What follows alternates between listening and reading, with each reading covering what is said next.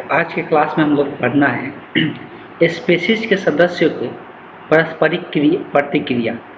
जो स्पेसीज होते हैं तो स्पेसीज के बीच में जो सदस्य होते हैं लोग, उनका पारस्परिक प्रतिक्रिया किस प्रकार से होता है उसके बारे में हम लोग को समझना है। स्पेसीज का मतलब हम समझ चुके थे कि एक जाति का जब लोग होते हैं, एक जाति का कोई भी चीज़ होता है तो उसको हम स्पेसीज के नाम से हम लोग जानते हैं। एक स्पेसीज का विशिष्टिया विभिन्न तरीकों से आपस में प्रतिक्रिया करता है। एक स्पेसीज में ऑब्वियस है कि सब एक प्रकार के तो होते हैं, लेकिन ये आपस में विभिन्न तरीका से प्रतिक्रिया इसको देखने को मिलता है। यह प्रतिक्रिया दो तरह की हो सकती है, सहयोगी और प्रतिस्पर्धा। तो देखो यहाँ पे दो शब्द यूज किया गया। जब भी एक जाति एक साथ रहता है तो उन लोगों के बीच में सहयोगी प्रतिक्रिया रहती है, एक दूसरे को सहयोग करते हैं या एक दूसरे का प्रतिस्पर्धा करते हैं, मतलब कंपटीशन करते हैं एक दूसरे कोई चीज़ के लिए। और जैसा है कि इंसान का भी बात करेंगे तो इंसान क्या करते हैं, कभी कभी फैमिली में ऐसा भी देखने को मिलता है, या पूरा देश का भी हम लोग बात करेंगे तो कुछ लोग सहयोग करके चलते हैं एक दूसरे को, और कुछ लोग प्रतिस्पर्धा करते हैं, कंपटीशन करते हैं कि हम उससे आगे कैसे निकल जाए। ठीक, तो स्पेसीज में यही दो प्रतिक्रिया देखने को मिलता है, सहयोगी प्रतिक्रिया और प्रतिस्पर्धा। प्रतिस्पर्धा को इंग्लिश में बोलते हैं कि कंपटीशन करना। ठीक, सहयोगी प्रतिक्रियाएं जनन एवं संतान उत्पन्न करने के लिए आवश्यक है। एक दूसरे को सहयोग करेगा लोग तभी जाके कोई भी जीव जंतु जनन करके संतान उत्पन्न कर सकता है। अगर सहयोग नहीं होगा तो अवश्य है कि संतान उत्पन्न नहीं कर सकते हैं। पौधे एवं जंतुओं दोनों में ऐसी प्रतिक्रियाएं होती है, पौधे हो या जंतु, पौधों में भी ये सब प्रतिक्रियाएं होती है, सहयोगी और प्रतिस्पर्धा, और जंतुओं में भी होता है। हालांकि ये स्पष्ट रूप से पौधों में दिखाई नहीं पड़ती है, लेकिन ये हम लोग को पौधों में दिखाई नहीं पड़ता है, लेकिन जंतुओं में अंतः स्पेसीज प्रतिक्रिया सहयोग तथा प्रतिस्पर्धा आसानी से परिलक्षित हो जाती है। कहने का मतलब ये है कि अगर जंतु का बात करेंगे तो जंतु में हमें आसानी से ये दिखाई दे देता है कि इसमें सहयोग का प्रतिक्रिया है कि प्रतिस्पर्धा का प्रतिक्रिया है। ये दोनों आसानी से हम लोग को जंतुओं में दिखाई दे देता है, लेकिन ये किस में दिखाई नहीं देता है, तो ये हम लोग को किस में दिखाई नहीं देता है, तो ये हम लोग को और पेड़ पौधों में ये लक्षण दिखाई नहीं देता। होता तो उसमें भी है लेकिन वो दिखाई नहीं देता है। लैंगिक जनन के लिए नर मादा बेस्टियों एवं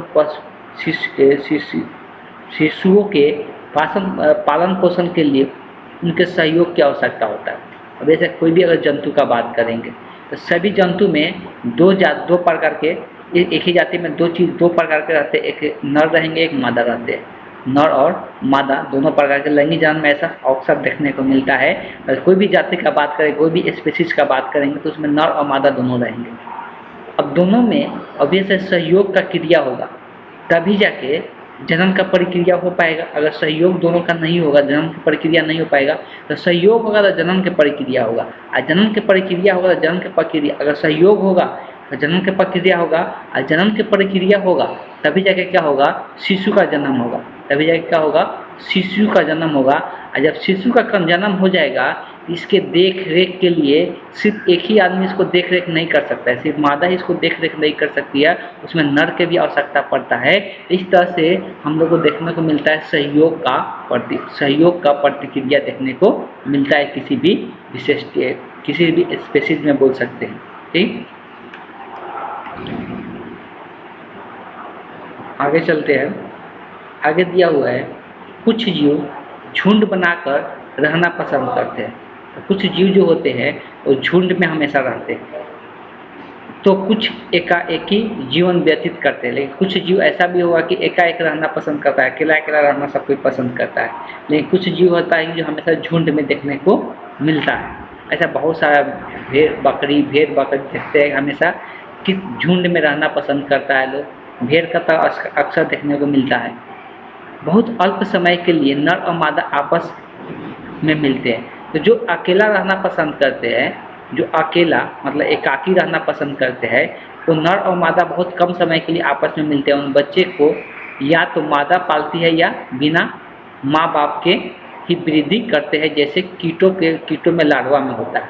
तो देखो कुछ ऐसा भी होता है कि जो अकेला रहना पसंद करते हैं, जो अकेला रहते हैं जो जीव, तो अगर बहुत कम समय के लिए उनमें नर और मादा मिले और उससे बच्चे का निर्माण होता है, तो बच्चा हो सकता है कि बिना नर का पले, सिर्फ मादा उसको पाले, या कभी कभी ऐसा भी होता है नर और मादा दोनों छोड़ देते हैं, वो खुद अपने आप को वृद्धि करके अपना अपना एक जीवन व्यतीत करता है, ऐसा भी देखने को मिलता है।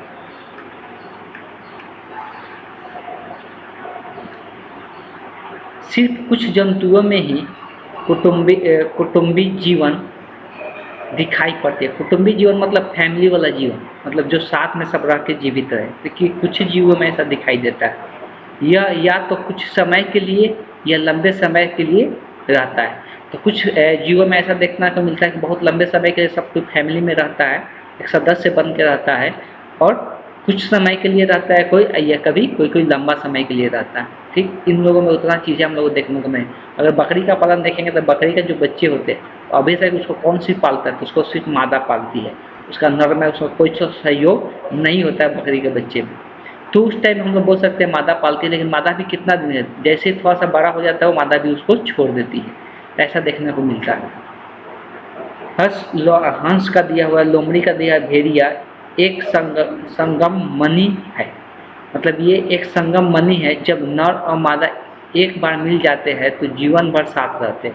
अब देखो यहाँ पर किसका किसका बात किया जा रहा है, हंस का बात किया जा रहा है, लोमड़ी का बात किया जा रहा है। इन लोगों में इतना लगाव है कि जो नर और मादा एक बार मिल जाते हैं, एक शादी की तरह हो जाएगा, इंसान की तरह हो जाएगा, एक बार मिल जाते हैं तो ये जीवन भर साथ में रहते हैं, ऐसा हो जाता है। कुछ जंतुओं जैसे गौरैया में सिर्फ प्रजनन के मौसम तक ही नर और मादा एक साथ रहते हैं। अब देखो गौरैया का बात हो रहा है, तो अलग अलग जीवों के बारे में हम लोग को जानने को मिलता है। गौरैया ऐसा जीव है जब प्रजनन का मौसम आता है, जब इसमें प्रजनन का मौसम आता है, जिस काल में ये प्रजनन कर सकते हैं, उसी काल सिर्फ यह उसी काल में क्या होता है, नर और मादा साथ में रहते हैं, फिर वो अलग अलग हो जाते हैं। अगले वर्ष वो अपना नया जीवन साथी चुनते हैं, फिर उसका अगला साल उन लोग अपना नया जीवन साथी चुनता है, ऐसा देखने को मिलता है। यहाँ सीप या हिरण का बात हो रहा है। सील, हिरण आदि बहुसंगमनी होते हैं। अब देखो यहाँ पर बहुसंगमनी का मतलब होता है अपना जीवन साथी हमेशा बार बार बदलते रहते, तो उसको हम लोग बहुसंगमनी कह रहे हैं। जो जीवन साथी अपना नहीं बदलते उसको हम लोग एक संगमनी कह रहे हैं। जैसे हंस, लोमड़ी या भेड़िया एक संगमनी है, ये अपने जीवन साथी नहीं बदलते हैं। और लेकिन यहाँ पर हिरण और सील का बात हो रही है, ये अपना संगति बदलते रहते हैं, तो यहाँ पे इसको हम बहुसंगमनी कह रहे हैं, क्योंकि इनमें नर कई मादाओं के संसर्ग में रहते हैं, और कुछ जंतुओं में जीवन साथी निश्चित नहीं होता है। जैसे चूहा में जीवन साथी निश्चित ही नहीं होता है कि उसका जीवन साथी कोई होगा कि नहीं होगा, ठीक। लेकिन हिरण में जीवन साथी तो होता है, लेकिन ये हमेशा बदलते रहते हैं।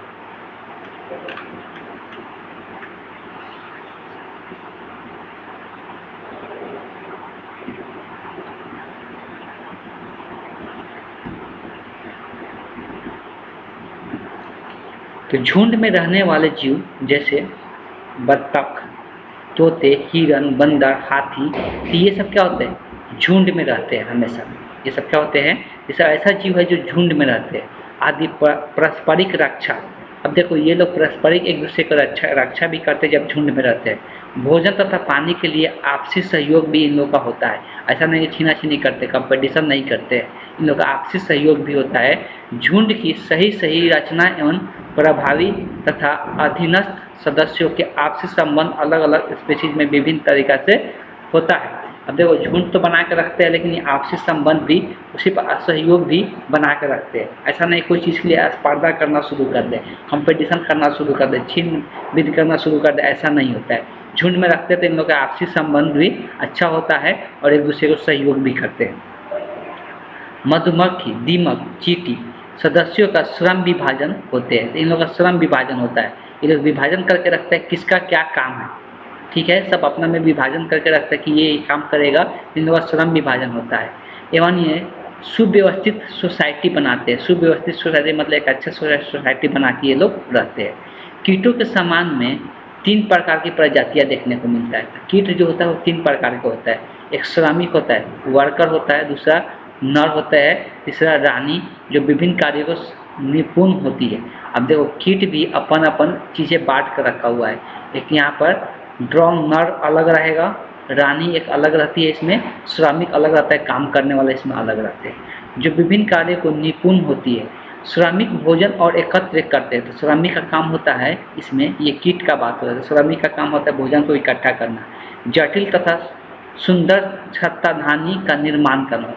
श्रमिक का इसमें क्या काम है? श्रमिक का काम होता है जटिल या सुंदर छत्ताधानी का निर्माण करना। ठीक है, तो ये कीट के बारे में लिया हुआ तथा नर और रानी जन्म कार्य में भाग लेते हैं, और नर और रानी जो होता है इसमें जन्म क्रिया में भाग लेते हैं, मतलब नए का जन्म देते हैं। तो सबका अलग अलग यहाँ पे काम बांट दिया जाता है, तो ये लोग भी इतना दिमाग लगाते हैं, सोच सकते हैं। आगे है आवास क्षेत्र। जीवों के बीच रहने, भोजन, संगम के लिए संघर्ष होता है। अब देखो, जीवों को रहने के लिए, भोजन के लिए, मीटिंग के लिए, मतलब मिलने के लिए एक दूसरे से, ये संघर्ष देखने को मिलता है, स्पर्धा देखने को मिलता है। स्पीशीज के कई सदस्य एक निश्चित क्षेत्र में भोजन और संगम खोज में रहते हैं। तो जो अलग अलग स्पीशीज होता है वो अपने भोजन के खोज में या संगम के खोज में, किसी से मिलने के खोज में अलग अलग आवास ढूंढते रहते हैं, जो उनका आवास क्षेत्र कहलाता है। जहाँ पे वो रहने लगते हैं उनका आवास क्षेत्र कहलाता है। और एक आवास क्षेत्र में कई प्रजनन वर्ग रहते हैं, तो एक आवास क्षेत्र में बहुत सारे प्रजनन करने वाले वर्ग रहते हैं। प्रत्येक प्रजनन वर्ग का एक विशेष क्षेत्र होती है, तो जितना भी प्रजनन वर्ग होता है उसका एक विशेष क्षेत्र बना हुआ रहता है। अब विभिन्न वर्गों का आवास क्षेत्र कुछ अंश तक एक दूसरे से ढके रहते हैं। अब देखो, जितना भी अपना अपना आवास क्षेत्र बनाता है, अलग अलग वर्ग का जंतु है, तो अपना अपना आवास क्षेत्र बनाता है। तो ऐसा आवास क्षेत्र रहता है कि एक दूसरे से वो क्या होता है, ढका हुआ रहता है। ठीक ऐसा भी होता है, जैसे इंसान में लोग क्या करते हैं, अपने अपने घर अलग अलग बनाते हैं, तो उसी प्रकार से इसमें भी होता है। लेकिन विशेष क्षेत्र में बिल्कुल अलग अलग रहते हैं, किसी जीव अथवा वर्ग के क्षेत्र की रक्षा उनके सदस्य करते हैं। अब देखो, लेकिन विशेष क्षेत्र में ये बिल्कुल अलग अलग रहते हैं, और ये जीव और वर्ग के क्षेत्र का रक्षा उनके सदस्य जो होते हैं वो सब करते हैं, ऐसा देखने को मिलता है। सिंपल सोच सकते हैं, ये लोग भी इंसान की तरह बहुत सारी चीज़ें में दिमाग लगाते हैं। लगभग सभी जंतुओं में अपने सदस्यों के बीच सूचनाओं का आदान प्रदान करने की विधियाँ होती हैं। अब देखो, जितना भी जंतु होते हैं, जब अपना एक जंतु का संगठन बना के रखता है लोग, तो उसमें सूचना का आदान प्रदान करने की भी अपना एक तरीका अपनाता है और अपना विधि अपनाता है लोग। ये आवाज़, दृष्टि, स्पर्श आदि द्वारा कार्य करते हैं। तो ये लोग अपना कोई भी काम कैसे करते हैं, इन लोग का एक फिक्स आवाज़ रहता है कि ऐसा आवाज़ हम निकालेंगे तो इसका मतलब क्या होता है, वो लोग खुद समझ गया रहता है इसका आवाज़ का मतलब क्या है। दृष्टि, देखने का तरीका से वो लोग समझ जाते हैं कि ये क्या कहना चाहता है। स्पर्श मतलब छूने का तरीका से पता करता है लोग। ये सब इन लोग का तरीका होता है एक दूसरे से कोई भी चीज़, बातचीत का, सूचना का आदान प्रदान करने का। भोजन की दिशा एवं स्रोत बताने के लिए मधुमक्खियाँ विभिन्न नित्य मुद्राएं करते हैं। देखो यहाँ पर दिया हुआ है, मधुमक्खी जो होता है, अगर कहीं पर भोजन का स्रोत मिल जाता है कि यहाँ पर हम लोग को भोजन मिलता है, तो ये सबको कैसे बताता है, तो ये डांस कर करके बताता है। मधुमक्खी अलग अलग उसका डांस होता है, उससे पता चल जाता है कि भोजन का स्रोत मिला हुआ है, और सबको लेकर झुंड में वहाँ पे लेके जाता है। विभिन्न प्रकार के संकेतों एवं आवाज़। अब देखो, विभिन्न प्रकार के संकेत देते हैं लोग, आवाज़ देते हैं लोग, जैसे टरनाना, चहचहाना, फुफुकारना। ये सब अलग अलग आवाज़ निकालते हैं, जिससे ये पता चलता है उन लोगों को, संदेश से ये पता चल जाता है कि हम लोगों को क्या वो बताने की कोशिश कर रहा है। ये अपने में वैसा समझ जाते हैं लोग, संदेशों का आदान प्रदान करते हैं लोग इस तरीके से। कुछ जंतु जैसे चींटी फेरोमोन नामक हार्मोन निकालते हैं, जिससे विशिष्ट गंध एवं सदस्यों को संकेत प्राप्त होता है। तो चींटी कैसे किसी चीज़ का आदान प्रदान करते हैं, कैसे अपने संदेश को आदान प्रदान करते हैं, तो इससे क्या करता है, एक हार्मोन स्रावित करता है, जिस हार्मोन का नाम है फेरोमोन। तो फेरोमोन हार्मोन स्रावित करता है, जिससे चींटियों को पता चल जाता है, इसमें एक सुगंध होता है, जिससे पता चल जाता है कि वो क्या कहना चाहता है। इसी हार्मोन के चलते मादा जीव प्रजनन के समय नरों को आकर्षित करती है। अब देखो, मादा जो होता है, मादा चींटी, और ये हार्मोन स्रावित करेगा, फेरोमोन। इससे नर को पता चल जाता है कि ये प्रजनन के लिए तैयार है और ये अपने नर को अपने ओर आकर्षित करती है। सबका अलग अलग तरीका होता है।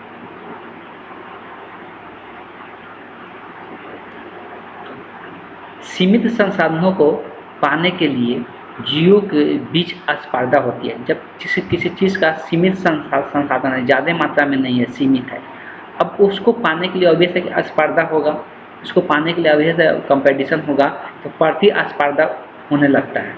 पौधों में प्रतिस्पर्धा स्थान, प्रकाश और जल तथा खनिज के लिए होता था। पौधों में प्रतिस्पर्धा होता है लेकिन हम लोग को दिखाई नहीं देता है। वो किस लिए होता है? स्थान। अब जैसा कि पौधों में अब सब पौधा का तो एक ही स्थान नहीं मिल सकता है ना, जहाँ पे अच्छा हो, जहाँ पे प्रकाश आता हो, जहाँ पे जल आसानी से मिल सके, जहाँ खनिज लवण आसानी से मिल सके। इसलिए पौधा भी क्या करता है? स्पर्धा करता है। वो वहीं पर उगता है लोग जहाँ पे ये सब चीज़ें अवेलेबल होता है। एक ही स्थान पर ज़्यादा बीजों को गिराने से उनके बीच स्पर्धा होने लगती है। अब एक ही जगह पर बहुत सारे बीज उगा दिए, अब वो दोनों सबके बीच में स्पर्धा होगा, जो ज़्यादा मजबूत होगा आगे निकल जाएगा। कई नवद्रवित उत्पन्न होते हैं, उनमें से कुछ कमज़ोर होते हैं जो धीरे धीरे क्या हो जाते हैं? मर जाते हैं, और कुछ जीवित रहकर वृद्धि कर देते हैं। तो वही चीज़ यहाँ पर लिखा, जब ज़्यादा बीज गिरा दिए तो जो कमज़ोर होगा वो धीरे धीरे खत्म हो जाएगा, जो मजबूत होता है वो ग्रोथ कर जाता है। ऐसा देखने को मिलता है। इसी स्पर्धा को कम करने के लिए बीजों का प्रसंकरण होती है, जिससे ये अलग अलग जगहों में गिरकर अपनी समुचित वृद्धि कर सके, और इस प्रकार स्पीशीज की उत्तरजीविता के लिए इनके सदस्यों में वर्ग बनता है। क्षेत्र का रखरखाव और संचार और प्रतिस्पर्धा के प्रतिक्रिया होता है। तो वही चीज़ लिखा हुआ है कि इन लोगों को अब एक जगह बीज गिरेगा तो उससे क्या हो जाएगा? तो इसमें ऐसा कुछ बनावट ही होता है कि बीज थोड़ा दूरी पर गिरे और सभी बीज आसानी से उग सके और किसी के बीच में स्पर्धा न हो। ये लोग भी खुद ये सब चीज़ें ध्यान रखा जाता है, बोल सकते हैं इन लोग का बनावट ही वैसा होता है।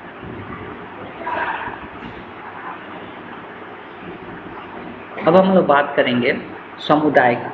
समुदाय में क्या होता है? इसमें विभिन्न प्रकार के जीव रहते हैं। अब हम लोग अभी तक जो बात कर रहे थे वो एक ही प्रकार के जाति के बीच में हम लोग बात कर रहे थे, किस प्रकार से प्रतिस्पर्धा होता है और किस प्रकार से सहयोग करते हैं, उसके बारे में हम लोग चर्चा कर रहे थे। अब समुदाय का बात करेंगे, और समुदाय में सिर्फ एक ही प्रकार का जीव नहीं रहेगा, इसमें विभिन्न प्रकार के जाति के जीव देखने को मिलेगा।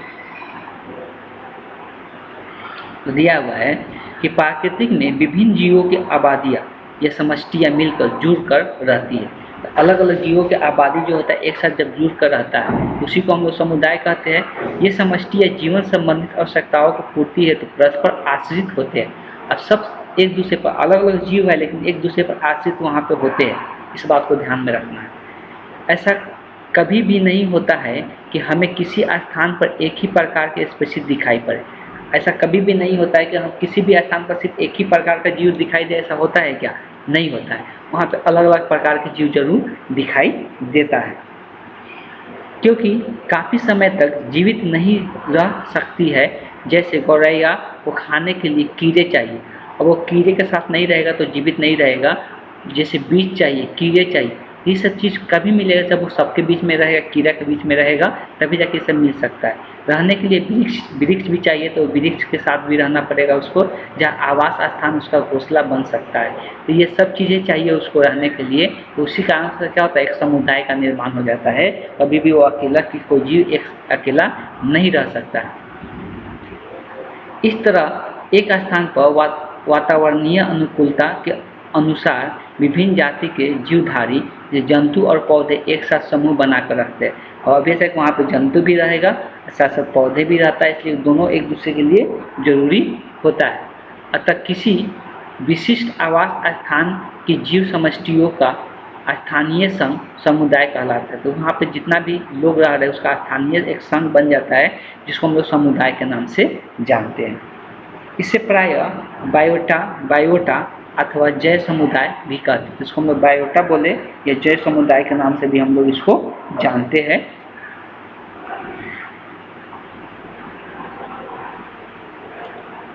आवास स्थान की विभिन्नता के आधार पर जय समुदाय में एक विभिन्नताएं पाई जाती है। जैसे जीव की विशिष्ट स्पीशीज जो तालाब में रहती है उन्हें तालाब समुदाय कहते हैं। जितना भी अगर अलग अलग जीव तालाब में रह रहे हैं तो उसको हम लोग तालाब समुदाय के नाम से जानते हैं। इसी प्रकार किसी भी पर्यावरण जैसे वन, घास, मैदान, मरुस्थल आदि में पाए जाने वाले जीवों की स्पीशीज को पारस्परिक निर्भरता के आधार पर उसे वन समुदाय कहते हैं। तो जो वनों में रहते हैं, जो मैदान क्षेत्र में रहते हैं, मरुस्थल क्षेत्र में रहते हैं, तो जो वन वाला क्षेत्र में रहते हैं उसको लोग वन समुदाय कहते हैं। जो घास वाला स्थान पर रहते हैं उसको घास स्थलीय समुदाय कहते हैं। जो मरुस्थल वाला जगह पर रहते हैं, जहाँ पे बालू रहता है, जहाँ पे बारिश बहुत कम होता है, उसको हम लोग मरुस्थल समुदाय के नाम से जानते हैं। तो इस तरह से समुदाय को अलग अलग हिस्सों में बांट दिया गया है। पिछले अध्याय में आप पढ़ चुके हैं कि जीवों के बीच किस प्रकार संबंध रहता है और एक प्रकार के जीव दूसरे जीव के किन किन तरीकों से प्रभावित करते हैं, उनकी आबादी पर नियंत्रण करते हैं। ये सब चीज़ें हम लोग पिछले क्लास में भी हम लोग चर्चा किए हैं। अब आगे हम लोग चलते हैं आबादी के बारे में, समष्टि के बारे में। अभी तक हम लोग समुदाय के बारे में पढ़ रहे थे।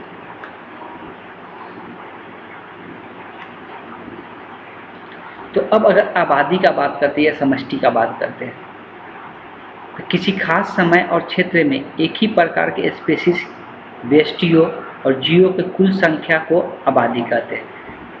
किसी खास समय या क्षेत्र में जब एक ही प्रकार के वहाँ पे जो स्पीशीज होता है या व्यष्टि होता है, उस जीवों के कुल संख्या के हम लोग क्या कहते हैं? आबादी कहते हैं। मतलब जैसे इंसान एक जगह का जहाँ पे वहाँ पर तो अलग अलग जीव रहेगा, लेकिन जो इंसान का जो आबादी रहेगा उसकी जो संख्या होगा उसको हम लोग आबादी के नाम से जानते हैं या समष्टि के नाम से भी हम लोग जानते हैं। किसी क्षेत्र में किसी स्पीशीज की आबादी निश्चित नहीं होती है। ऑब्वियस है, किसी भी क्षेत्र में स्पीशीज की आबादी निश्चित नहीं होता है, कहीं पर ज़्यादा होता है, कहीं पर कम होता है। कि कोई भी जीव को ले लें, ठीक है, जैसे इंसान का ही लेंगे तो अलग अलग क्षेत्रों में अलग अलग हम लोग आबादी इंसान का देखने को मिलता है, या कोई भी जानवर का भी आबादी अलग अलग देखने को मिलता है। समय के साथ प्राकृतिक एवं जैविक कारकों को चलते बदलती रहती है। कारकों के चलते बदलती रहती है। अब उसका देखो, समय के साथ प्राकृतिक और जैविक कारक सबका अलग अलग बदलते रहता है, इसलिए आबादी के अध्ययन में निम्नलिखित कारकों को हमेशा ध्यान में रखा जाता है। अब आबादी का अध्ययन अगर करते तो हम लोग क्या क्या चीज़ें ध्यान में रखा जाता है उसके बारे में दिया हुआ है। स्पीशीज के सदस्यों की संख्या, ये चीज़ें ध्यान में रखा जाता है कि स्पीशीज के सदस्यों की संख्या कितना है और उसका प्रकार क्या है। एक निश्चित स्थान या क्षेत्र भी ध्यान में रखा जाता है और निश्चित समय का भी ध्यान में रखा जाता है। ये तीन चीज़ों पर फोकस करके हम लोग आबादी के बारे में बात करते हैं। उदाहरण के तौर पर अगर 2003 में भारत की जनसंख्या, बिहार में 2007 में इंटरमीडिएट की परीक्षाओं में संख्या, 2006 में झारखंड के सागौन या कीट के वृक्षों की संख्या। अब देखो, समय के साथ सब चीज़ अलग हो जाता है, आबादी भी चेंज होता है समय के, इसलिए समय भी हम लोग को जरूरी हो जाता है। वहाँ का क्षेत्र भी जरूरी हो जाता है, इसलिए वहाँ क्षेत्र हमेशा बदलते रहता है। वहाँ का वातावरण ही हमेशा क्या होता है? चेंज रहता है, तो उसका अनुसार वहाँ का जनसंख्या भी क्या होते रहता है? बदलते रहता है। तो वह चीज़ यहाँ पे अलग अलग समय का एक डाटा दिया हुआ है। एक निश्चित समय और स्थान पर एक विशेष समुदाय की संख्या का पता चलता है। आबादी का वर्णन करने के लिए जीवों